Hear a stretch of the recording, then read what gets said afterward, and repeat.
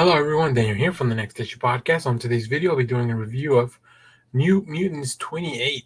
This is the conclusion of the story that we're telling here for Ileana Magic. Let's take a look at the creative team before we get into any of that. This issue is written by Vita Ayala with art by Reis and Duursema for some of those flashback sequences. We'll see some of that in the previews with letters by Travis Lanham.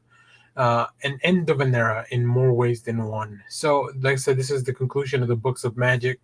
The time has come for magic to conquer her demons. Will Ileana be able to contend with the manifestations of her trauma and save her friends in the progress?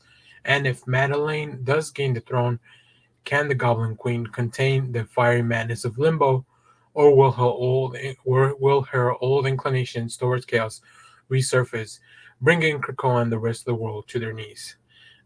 So yeah, really fun stuff. I really like this issue. I really love this arc overall.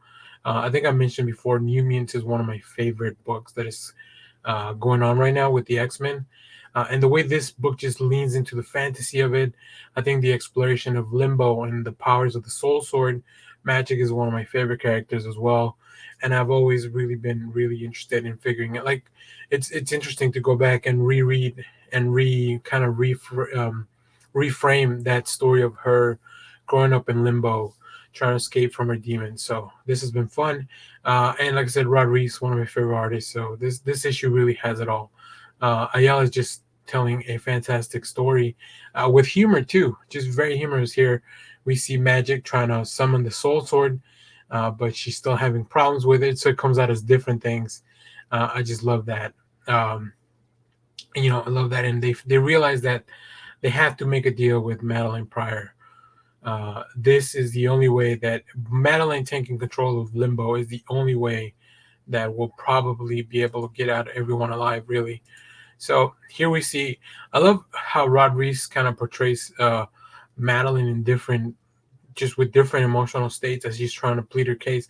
Look, she's mentioned here that she is a clone made by Sinister for nefarious purposes. So everyone on Krakoa distrusts her. We don't even know if they are willing to resurrect clones, which is another big problem for her. So everyone on Krakoa sees her as a threat, as an outsider, not real one of them. So she feels in Limbo is where she belongs, as the Goblin Queen. So that's kind of what they finally agreed to. So I really like it. And I just want to show this next page by Duursema, like just really cool stuff. I love the way it looks here.